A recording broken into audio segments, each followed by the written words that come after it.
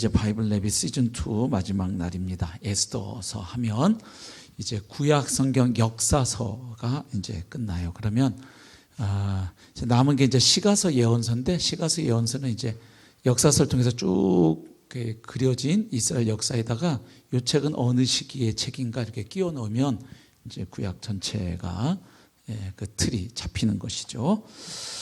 자, 19강 에스더 여행 서론 부분 한번 보시겠습니다. 자, 에스더서는 이제 어느 내용을 다루고 있냐면, 우리가 이미 공부했던 에스라서 있었죠. 그 에스라서 6장과 7장 그 사이에 기간에 일어난 일을 다루고 있습니다. 다시 그걸 풀어서 말해보면, 에스라 6장에 나오는 게 뭐냐면 스룹바벨에 의한 첫 번째 귀환, 즉 바벨론의 포로로 끌려가서 유배 생활을 하던 이스라엘 백성들이 다시 본토 팔레스틴 땅으로 돌아오게 되죠.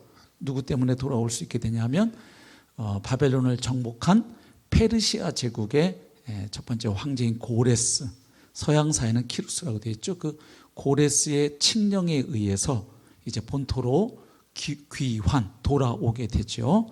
다 돌아온 건 아니었지만 그때 1차 귀환의 지도자가 누구였냐면 바로 스룹바벨이었습니다. 그래서 스룹바벨에 의한 첫 번째 귀환하고, 그 다음에 두 번째 귀환이 누구죠? 에스라입니다. 에스라에 의한 두 번째 귀환, 그 사이에 있었던 일을 소개하는 책이 에스더입니다. 에스더. 그럼 느헤미야는 뭐죠? 3차 귀환이었어요. 그렇죠? 그러니까 시간 순서대로 하면 에스라, 에스더, 느헤미야 이렇게 가는 거예요. 그런데 에스라서, 느헤미야, 에스더 이렇게 가는 이유는 에스라하고 느헤미야가 원래는 두 권의 책이 아니고 한 권이었다. 그러니까 에스라, 느헤미야에서는 결국 1차, 2차, 3차 귀환 이야기를 쭉 해주는 것이고, 에스더서는 그 1차와 2차 귀환 그 사이에 있었던 일을 소개하는 책이다. 이렇게 머릿속에 그려 넣으시면 되겠습니다. 즉 바벨론 포로 유배 이후에 팔레스타인 땅으로 본토로 돌아가기보다는 페르시아, 그들이 살고 있던 땅이죠. 페르시아에 남기로 선택한 대다수, 저번에 말씀드렸죠. 거의 대다수가 돌아온 게 아니고 오히려 적은 수가 돌아왔고 그 땅에 그냥 남은 사람들이 더 많았다고 말씀드렸어요. 왜냐하면 이미 이제 몇십 년 지나면서 거기에서 터 잡고 살고 있었던 거예요. 그리고 경제적으로는 그렇게 막 어렵지, 우리가 생각하는 만큼은 어렵지는 않았어요. 상당히 먹고 살만했어요. 영적으로 상당히 힘들었던 것이죠. 그래서 우리가 생각하는 것처럼 이제 돌아가도 좋다니까 다 돌아온 것 같은데 그렇지가 않아요. 상당히 남아 있었어요. 그래서 그 에스라 느헤미야에서는 돌아온 유다 백성들에게 무슨 일이 일어났느냐, 그걸 소개하는 거잖아요. 그럼 에스더서는 뭐겠어요? 그럼 돌아오지 않고 그 땅에 남아있는 유다 백성들, 그들에게는 또 어떤 일이 있었는가, 이걸 보여주는 책이 바로 에스더서라는 이야기죠.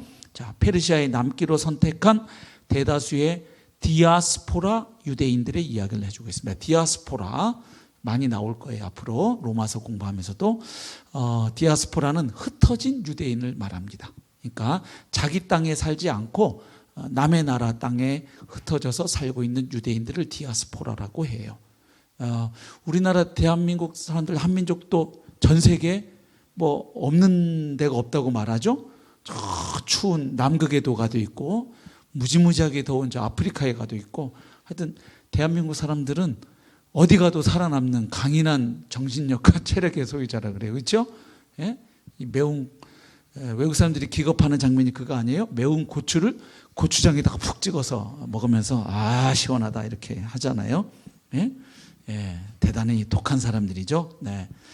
근데 우리 이상으로 독한 사람들이 유대인들이에요. 전 세계 어디에 흩어져 살아도 뭘 지켜낸다. 그 유대인으로서의 아이덴티티, 그 정체성을 지켜내는 사람들이거든요. 자, 그래서 돌아오지 않고 그 바벨론 땅, 페르시아 땅에 그대로 남아 살던 유대인들의 이야기가 바로 에스더서다. 근데 이때 유대인들의 상황이 어떤 상황인지 조금 설명 보시죠. 사실 페르시아라고 하는 이 거대한 제국에서 다양한 인종 속에 섞여 살고 있었던 디아스포라 유대인들은 누구도 기억하지 않는 그저 이름 없고 미미한 족속에 불과했습니다. 왜냐하면 페르시아 제국이 무지하게 커요. 특히 이 에스더서의 배경이 되는 때가 그 아하수에로 왕 때거든요. 이 서양사에 보면 크세르크세스의 그 이름이 글이 있으시고 하면 그 시대를 보면 또 중국은 공자 시대고 보면 이게 쭉 연결되는 거예요. 그때 그 철학가들이 아주 이쪽에서 대단히 하여튼 그런 시대였는데 아무튼 이때 그 엄청난 제국이에요. 페르시아 제국이. 그래서 뭐 거기에 와 있는 유대 민족은 뭐 남들이 이렇게 신경도 쓰지 않는 그냥 그런 한 족속인 거죠. 에스더서는 이러한 전국에서도 과연 하나님은 이들에게 관심을 가지고 계신지에 대한 질문을 던지고 있는 책입니다. 그래서 에스더서는 특징이 있어요. 특이하게도 하나님의 이름이 한 번도 언급되지 않아요. 그래가지고 야 이걸 성경으로 봐야 돼 말아야 돼 옛날에 이런 논쟁도 했어요. 아니 어떻게 여호와라는 이름이 한 번도 안 나오는 책 이거를 하나님의 말씀이라고 이거 쳐줘야 되는 거야? 말아야 되는 거야? 막 논쟁이 있었던 책이 에스더서였어요. 여호와라는 이름이 한 번도 안 나오고 무슨 뭐 예배, 제사, 뭐 성전 뭐 이런 거 그동안 구약 책에서 봤던 것들 그런 게 안 나와요. 그래서 야 이거 하나님 말씀 맞아? 막 이런 식으로 옛날에. 근데 이게 이유가 있는 거예요. 한 번도 하나님의 이름이 직접적으로 나와 있지는 않는데 저자가 그러면 이걸 왜 이렇게 쓰느냐. 독자들로 하여금 과연 에스더의 하나님이 존재하시는지에 대한 이 해답을 뭘 통해서 발견하도록 하고 있느냐. 스토리를 통해서. 쭉 읽어가다 보면 하나님이라는 이름은 직접적인 이름은 언급이 안 되는데 그 일어나는 놀라운 일들, 사건, 배후에 누가 계시는 거예요. 하나님이 계시는. 하나님이 아니고서 설명되지 않는 그런 일들을 계속 소개해 주고 있죠. 그래서 그 스토리를 통해서 이야기를 통해서 발견하도록 유도하고 있다. 즉 하나님이라는 명칭 여호와라는 명칭은 나타나 있지 않지만 당신의 백성을 위한 하나님의 섭리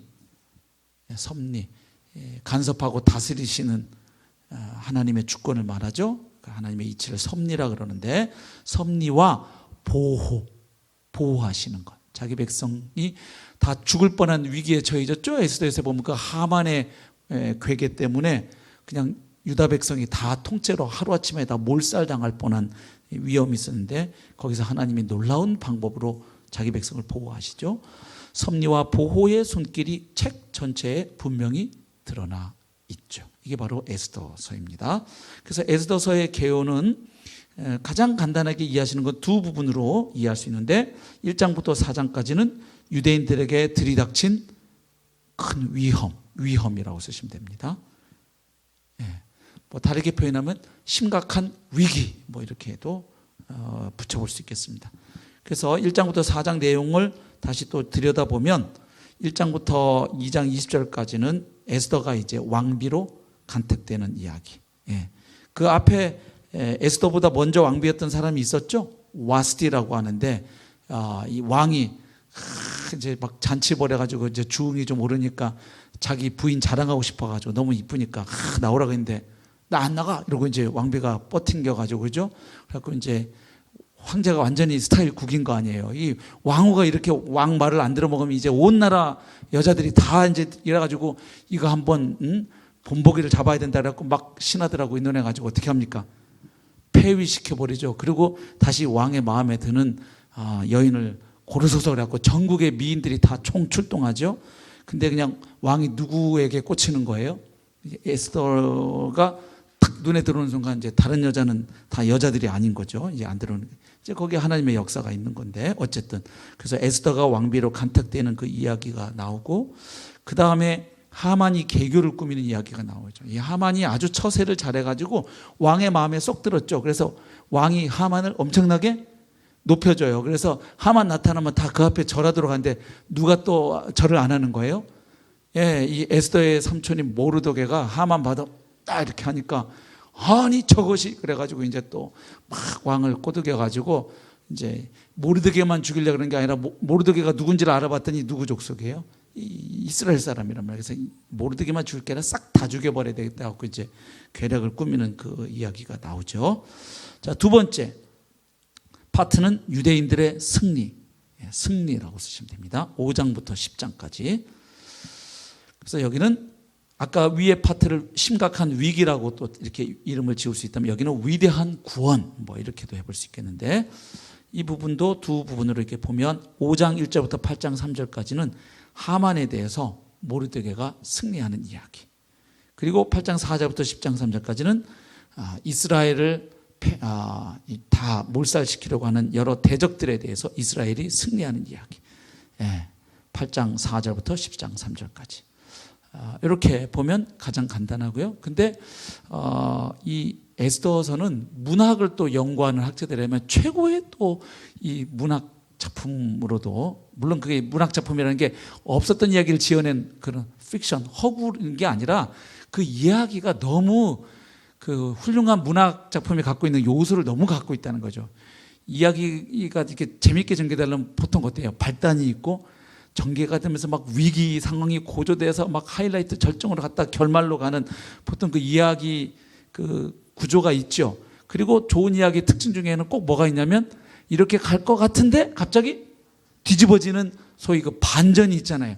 그 에스더서에 보면 그런 반전이 계속 여러 차례가 나와요. 그래서 아주 최고의 어떤 문학적 요소를 가지고 있다, 이렇게 학자들이 많이 보는데, 그래서 그 이야기의 흐름에 따라서도 좀 구조를 보면 1장 1절부터 2장 23절까지 발단 부분이에요. 와스티가 폐위되고 에스더가 왕후가 되는 이야기.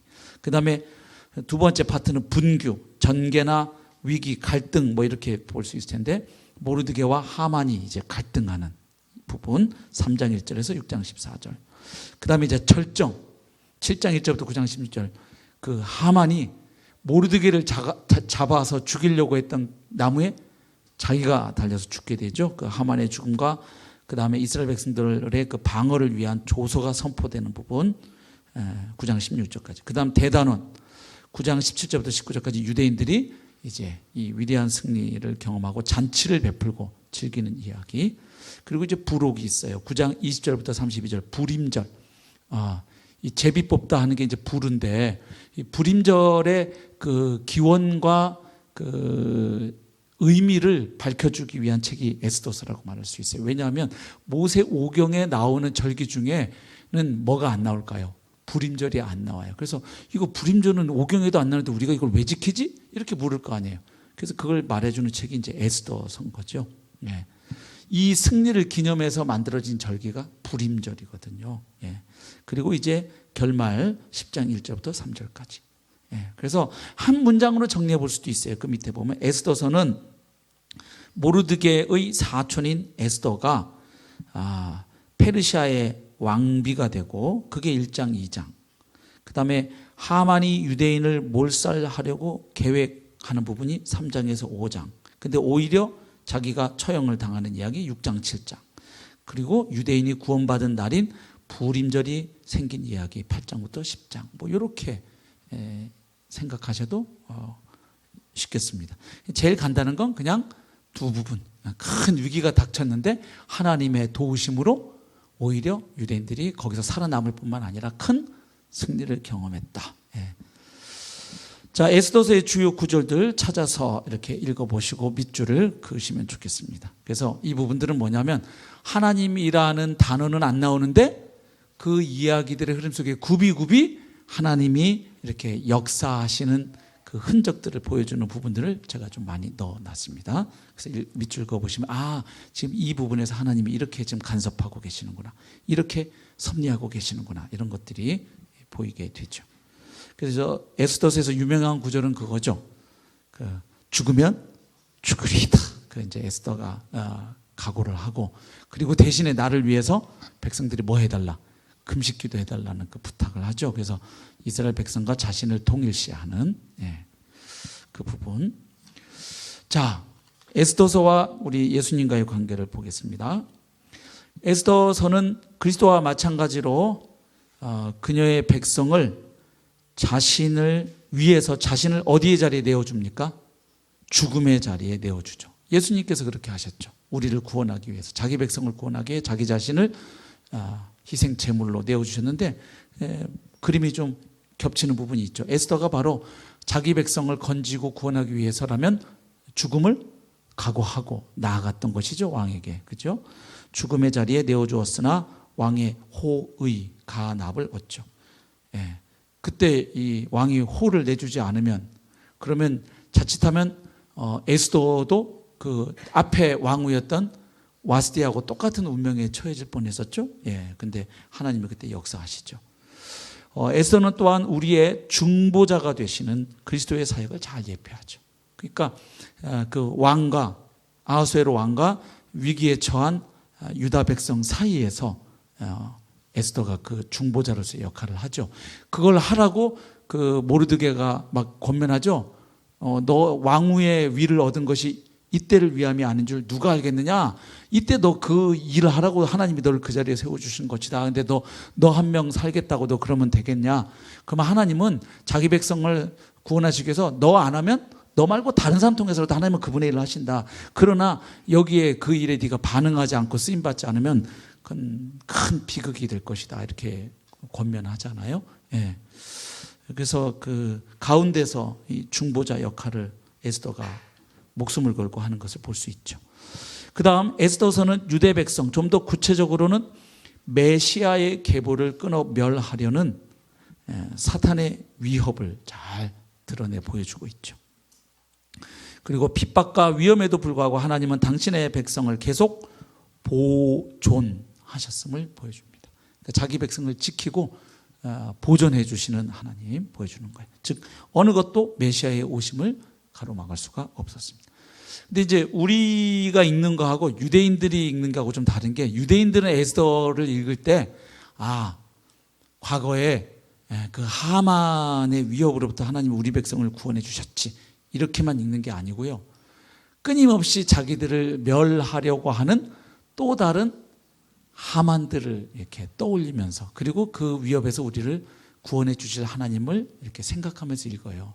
그래서 유대인들 같은 경우에 여기 에스더서에서만 나오는 하만이 있는 게 아니에요. 여러 하만이 있다고 그들은 생각하고 읽어요. 사실은 현대사에서 그들이 겪었던 또 최악의 하만이 있다면 누구겠어요? 바로 히틀러인 거예요. 그렇죠? 600만 명의 유대인들을 그 가스실에 넣어가지고 죽이는. 그래서 조금 이 에스더서를 읽을 때 조금 그 느낌이 우리하고 또 조금 달라요. 유대인들 같은 경우는 또 다른 수많은 그 하만들을 이렇게 떠올리면서 그 가운데 우리를 보존하시고 지키시는 야훼 하나님을 이렇게 좀 떠올리면서 읽는 경향이 있습니다. 예. 자, 그 다음에 이제 세 권 다 묶어서 한번 보죠. 에스라, 느헤미야, 에스더가 다 그 비슷한 주전한 그 5세기경 페르시아 시대 때 그 일들을 기록한 책이니까 1차, 2차, 3차 귀환, 그리고 귀환하지 않고 그 땅에 남아있던 유대인들 이야기니까 시기가 이렇게 비슷한 시기예요. 전체적으로 묶어서 볼 수 있는 메시지가 있습니다. 자, 이스라엘 민족은 계속된 우상 숭배와 도덕적인 타락으로 하나님의 언약 백성의 위치를 지키지 못하고, 언약 백성, 이 하나님과 이스라엘 백성 사이에 언약이 맺어지잖아요. 언약이 맺어지면 그 언약의 가장 기본 의미는 뭐냐면 관계 맺음이에요. 그래서 그 언약을 맺을 때 꼭 나타나는 그 문구가 하나 있어요. 뭐냐면 나는 너희 하나님이 되고 너희는 내 백성이 될 것이다. 이 표현이 꼭 나와요. 그래서 마치 결혼식장에서 신랑과 신부가 입장해서 주례자와 여러 하객들 앞에서 엄숙하게 인생을 걸고, 또 우리 그리스도인들은 하나님 앞에서 서약하죠. 그렇게 되면 이제 처녀 총각으로 들어왔다가 나갈 때는 이제 팔짱 끼고 뭐가 돼서 나가요? 부부의 이름으로 세상을 향해 생진하잖아요. 새로운 관계로 진입하죠. 예. 그래서 이 언약을 맺으면 관계가 생겨요. 그래서 하나님과 그분의 백성이 생기는데, 관계 맺음이 가장 기본인데, 관계 맺을 때 하나님이 보통 보면 어떤 선물을 주시고, 그리고 그 언약에 대한 조건을 또 제시하셔요. 그래서 이 언약이 맺어지면 쌍방간의 의무가 주어져요. 그 언약에 뭐 해야 돼요? 충실해야 돼요. 하나님 쪽에서도 그렇고 이스라엘 백성들도 그래요. 그래서 그 언약 백성으로서 이제 이방인들과 다르게 살라고 주신 게 뭐였어요? 율법이었단 말이에요. 그래서 오해하지 마셔야 될 거는, 이스라엘 백성들에게 이 율법을 잘 지켜서 니네들이 구원받으라 하고 주신 게 아니에요. 하나님이 은혜로 이집트의 노예 생활하고 있던 그들을 아브라함과 맺은 언약을 기억하셔서 그들을 건져 구원해 주셨어요. 그리고 홍해도 건너게 하셨어요. 그리고 광야를 거쳐서 약속의 땅 가나안에 넣어주신 게 하나님이에요. 맞죠? 그래서 율법을 지켜서 구원받으라고 준 게 아니고 하나님이 은혜로 구원해 주신 그 백성들이 하나님의 언약 백성답게 살으라고, 즉 이방인들과 구별된 삶을 살라고 주신 게 뭐였어요? 율법이었단 말이에요. 그래서 하나님과의 그 맺어진 언약 관계 계속 어떻게 보면 머물러 있게 해주는 것이 율법이고 그 언약이에요. 그런데 이스라엘 백성들이 그 언약을 어떻게 합니까? 보기 좋게 계속 깨버리죠. 예. 그래서 그 언약에 신실하지 못한 거예요. 그게 구약 이스라엘 역사는 한마디로 말하면 이스라엘 백성은 하나님과 맺은 언약에 신실하지 못했다. 그러나 하나님은 자기가 맺은 언약에 끝까지 신실하셨다. 그래서 그분이 보내신 분이 바로 예수 그리스도다. 그래서 바울이 복음에 나타난 하나님의 의를 얘기하는 거예요. 그러니까 이스라엘 백성은 그 언약에 신실하지 못했지만 하나님은 자기가 자기 백성을 끝까지 구원하시겠다는 자기 언약에 신실하셨는데 그 신실하심의 절정으로 나타나신 분이 누구라는 거예요? 바로 예수 그리스도라는 거예요. 그래서 복음에는 하나님의 의가 나타나서 믿음으로 믿음에 이르게 하나니, 그렇게 얘기하는 거예요. 예.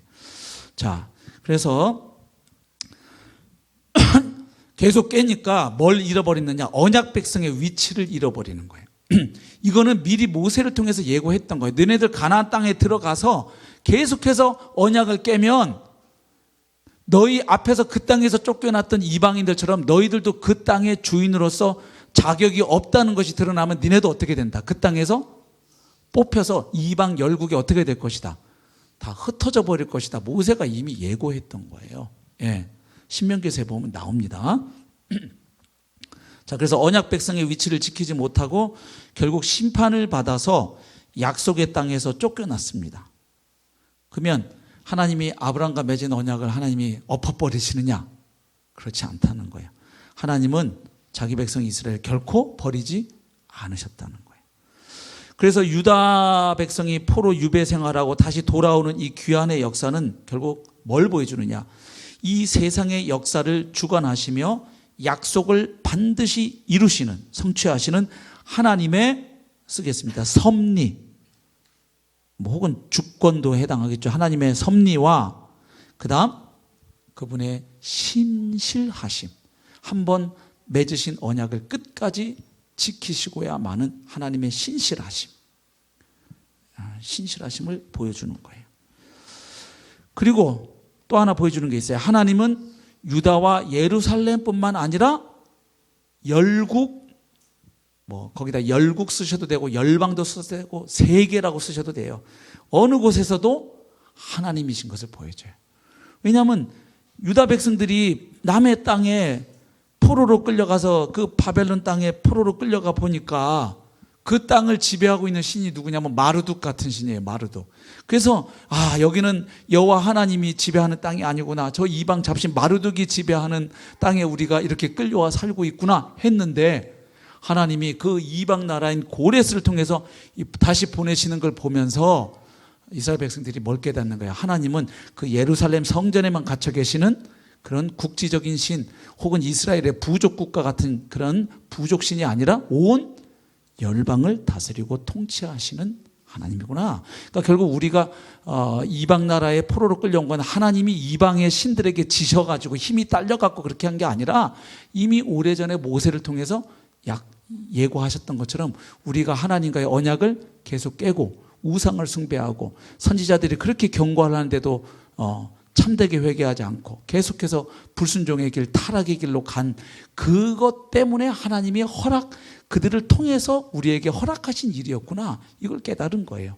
그리고 그러면 또 다시 때가 차면 우리는 다시 돌아가겠구나 했는데 진짜로 돌아왔잖아요. 3차에 걸쳐서. 그러면서 그 하나님의 주권과 통치를 깨닫는가. 하나님은 이스라엘만 다스리시는 이스라엘만의 신이 아니라 온 열방을 다스리고 통치하시는 열방의 하나님이시다, 이걸 깨닫는 거죠. 유다의 귀환은 또 장차 있을 더 큰 귀환인 우리의 예수 그리스도를 통해서 구원받을 이 신약시대 백성의 구원도 예표합니다. 예. 나는 역사를 주관하시는 하나님, 열방의 주인 되시는 하나님, 언약에 신실하신 하나님을 얼마나 믿고 신뢰하고 있는가. 이 질문을 바로 에스라, 느헤미야, 에스더가 던지고 있는 거예요. 예. 이스라엘 백성들에게 그게 가장 큰 문제였거든요. 그렇죠? 우리가 이스라엘부터 읽으면서 왜 우리가 망했지? 왜 우리가 이방 나라의 포로로 끌려와 있는 것이지? 이 질문에 대한 답. 예. 그리고 또 다시 돌아와서는 그 하나님의 백성으로서의 정체성을 회복하는 이야기. 그래서 예루살렘 성전도 재건되고 영적인 개혁도 일어나고 무너진 성벽도 재건되고 그런 이야기 써 있어요. 그러나 그렇게 영적 개혁에서 그냥 또 잘 나갈 것 같은데요. 느헤미야 맨 끝부분 보면 이스라엘 백성들이 또 어떻게 합니까? 또 이방인하고 통혼하고 또 난리 나는 모습이 끝에 나와요. 그래서 결국은 정말로 이 하나님의 백성이 하나님의 백성답게 언약을 지킬 수 있는 그 일이 일어나기 위해서는 누가 오셔야 된다. 메시아가 와야만 되겠구나 하는 걸 벌써 느헤미야에서도 암시를 하고 있어요. 예. 그래서 이것이 정말 되려면 하나님이 보내시는 구원자가 오셔야 된다 하는 그 부분도 암시를 하고 있죠. 그래서 구약 성경에 이미 이제 앞으로 로마서를 계속 보면서 우리가 볼 건데 복음이 헬라 로마 세계, 그리스 로마 세계에서도 유앙겔리오라는 말이 쓰여지고 있다고 말씀드렸죠. 전쟁에서 승리하는 거라든지 뭐 황태자가 태어나는 이야기, 왕에 오르는 걸 그걸 기쁜 소식이라고 해서 이렇게 얘기를 했는데, 그러나 바울이 복음을 전할 때 그런 그 그리스 로마 세계에서 사용되는 유앙겔리온의 컨셉도 있었지만 더 바울의 마음에 많이 자리 잡고 있고 영향을 준 건 구약 성경에 나타난 복음에 대한 사상이에요. 예, 한번 볼까요? 이사야서를 한번 열어보세요. 이사야서 40장을 한번 보세요. 이 구약의 복음이 나와 있기 때문에 우리 지난주에 로마서 1장 2절에서 본 것처럼 바울이 복음은 갑자기 툭 튀어나온 이야기가 아니라 하나님이 오래전부터 선지자들을 통해서 약속하신 소식이었다. 우리 지난주 봤죠? 로마서 1장 2절. 자, 여기 보십시오. 40장 9절 10절 한번 보겠습니다. 우리 같이 읽어볼까요? 중요한 구절이거든요. 시작. 아름다운 소식을 시온에 전하는 자여, 너는 높은 산에 오르라. 아름다운 소식을 예루살렘에 전하는 자여, 너는 힘써 소리를 높이라. 두려워하지 말고 소리를 높여 유다의 성읍들에게 이르기를 너희의 하나님을 보라 하라. 보라, 주 여호와께서 장차 강한 자로 임하실 것이요 친히 그의 팔로 다스리실 것이라. 보라, 상급이 그에게 있고 보응이 그의 앞에 있으며. 자, 여기 이사야 선지자가 한 전령이 와서 여러분 기쁜 소식입니다 이러면서 전파할 그 기쁜 소식을 얘기하는 거예요. 여기 아름다운 소식을 시온에 전하는 자요, 그러면서 높은 산에 올라서 아름다운 소식을 예루살렘 온 백성이 다 들을 수 있도록 그 복음을 외치라는 거예요. 그 복음의 내용이 뭐예요? 9절에서 보면 너희의 하나님을 보라. 무슨 얘기입니까? 지금 이방 나라의 포로로 끌려와 있는 백성들에게는 이 소식이 어떻게 느껴지겠어요? 지금 이 바벨론의 신 혹은 페르시아의 신들이 세상을 다스리고 지배한다고 생각하고 있는데 너희 하나님을 보라, 이 말은 뭐예요? 예? 그 마루둑이나 그런 이방의 신들이 바알이라든지, 그게 가나안에서 봤던 바알이라든지 아니면 이집트에서 봤던 태양신이라든지 또 이쪽 메소포타미아 지역은 또 달신이에요. 달신. 그래서 이집트 쪽은 태양신, 이쪽 그 메소포타미아는 달신이에요. 그래서 지금도 보면은 그 IS라든지 얘네들 보면 깃발에 다 뭐 그려져 있어요?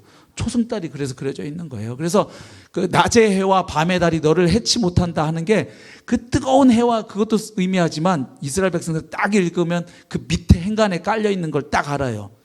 이집트의 태양신도 또 저쪽 메소포타미아 지역의 달신도 그 어떤 것도 너희를 해치 못하고 하나님이 너희를 지켜 보호하신다. 그런 그 정치적인 의미가 이미 그 안에 깔려 있는 건데요. 어찌됐든 그래서 너희 하나님을 봐라 이거예요. 지금 그러면서 뭐라고 얘기냐면 10절에 기쁜 소식의 핵심이 이거예요. 주 여호와께서 장차 강한 자로 자기 백성에게 찾아오셔서 뭐 하실 것이다? 임하신다는 거예요. 그래서 임하셔서 뭐 하신다는 거예요? 그의 팔로 다스리실 것이라. 그러니까 지금 선지자가 예언하는 구약에 나타나는 복음, 유앙겔리온 기쁜 소식의 내용은 뭐냐면 하나님이 이 땅에 강림하셔서 자기 백성을 뭐 하실 것이다? 다스리실 것이다. 그러니까 구약에 나타난 복음의 핵심이 뭐냐면 하나님 나라의 복음이에요. 하나님이 왕으로 다스리고 통치하는 나라가 하나님 나라예요. 그래서 예수님께서도 공생애 시작하실 때 때가 찼고 하나님 나라가 가까이 왔으니 회개하고 복음을 믿으라 하시더라.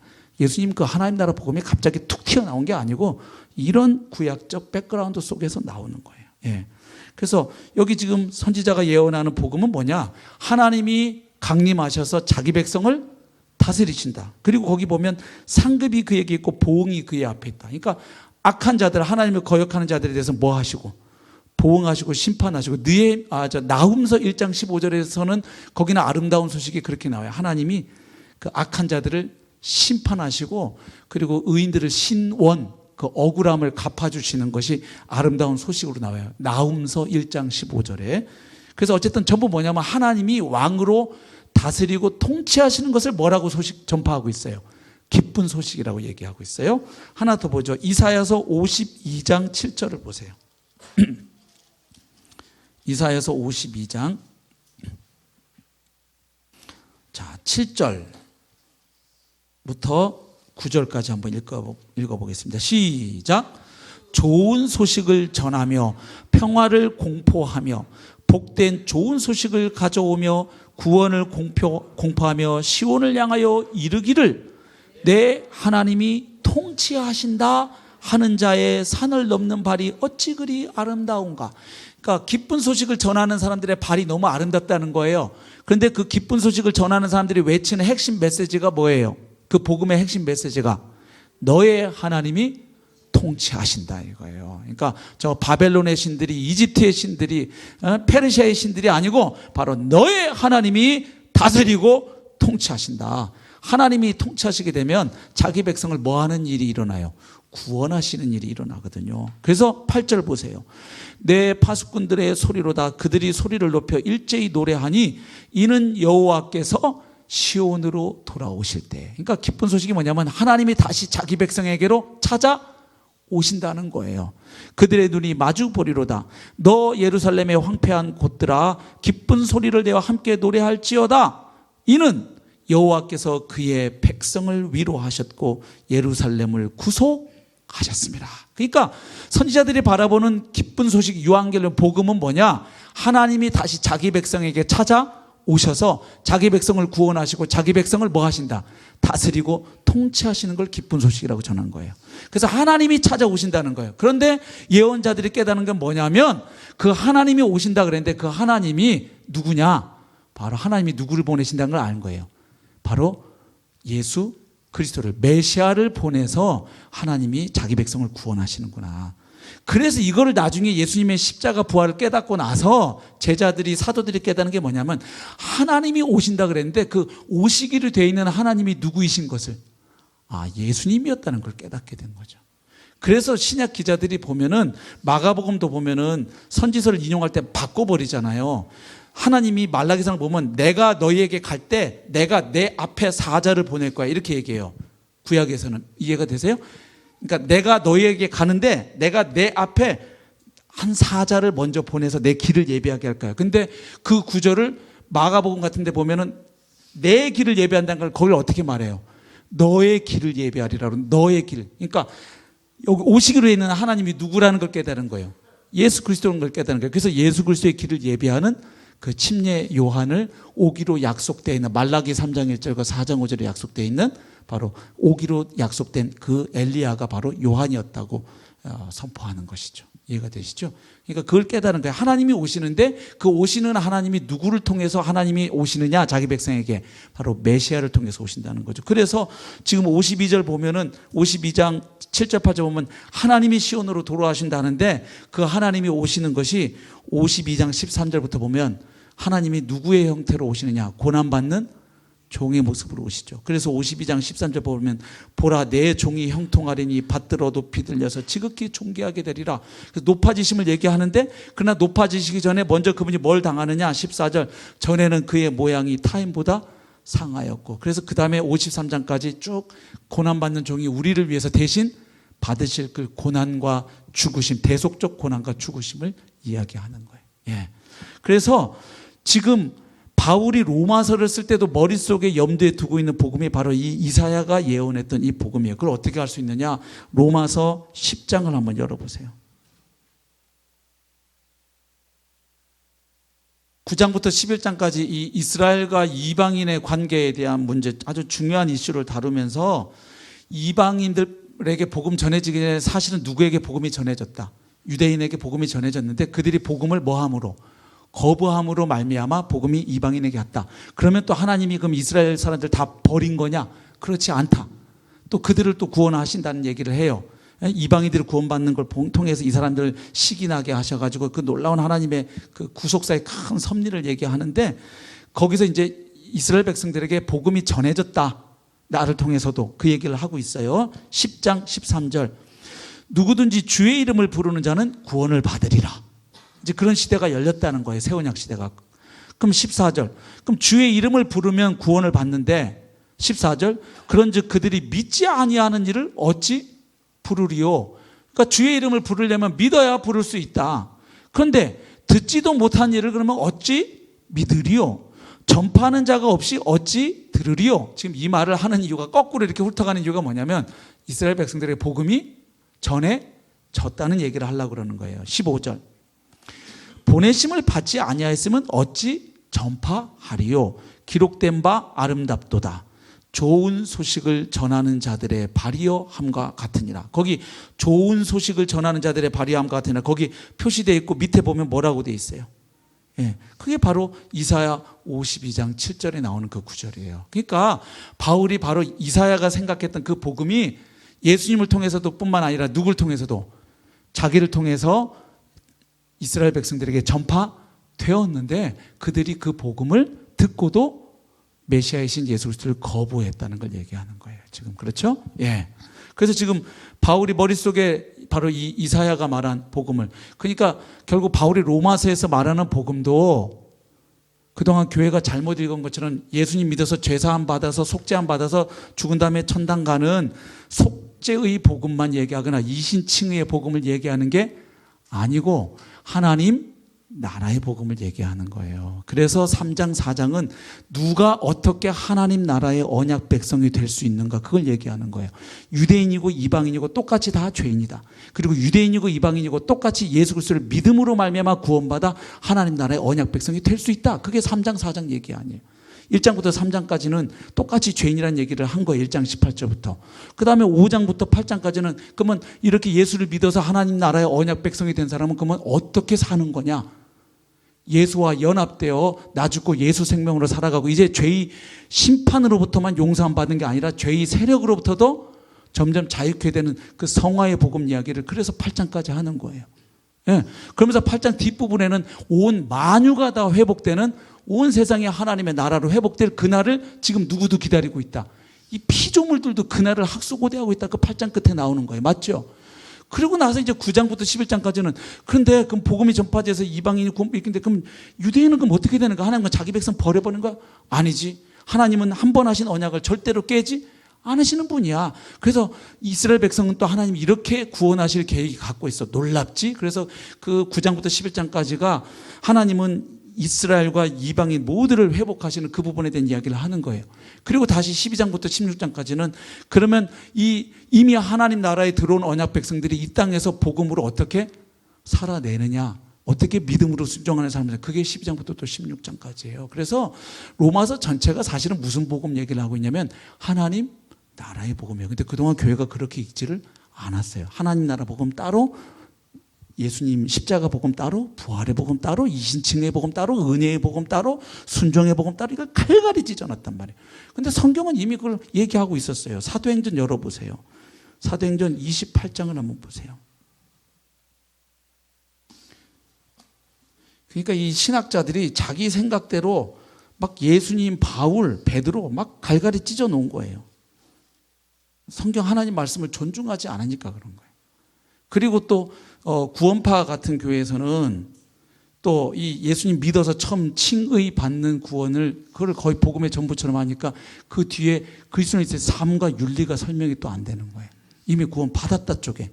그러나 성경이 바울이 말하는 칭의, 성화, 영화 3단계 3스텝이 아니에요. 바울이 말하는 걸 보면 성화도 처음 예수 그리스도를 믿을 때 이미 성도로 부르심을 받았기 때문에 이미 신분상 그는 거룩한 자가 되었다, 거룩해 되었다고 얘기해요. 그래서 이걸 신분적 성화, 지위적 성화라 그래요. 그러나 실제로 성령의 지시를 받아 하면서 실제로 그의 삶에서 거룩함을 회복해 가는 걸 또 실제 삶 속에서 이루어지는 성화를 같이 얘기해요. 그래서 성화도 이미 시작된 성화가 있고 지금 진행되는 성화가 있는 거예요.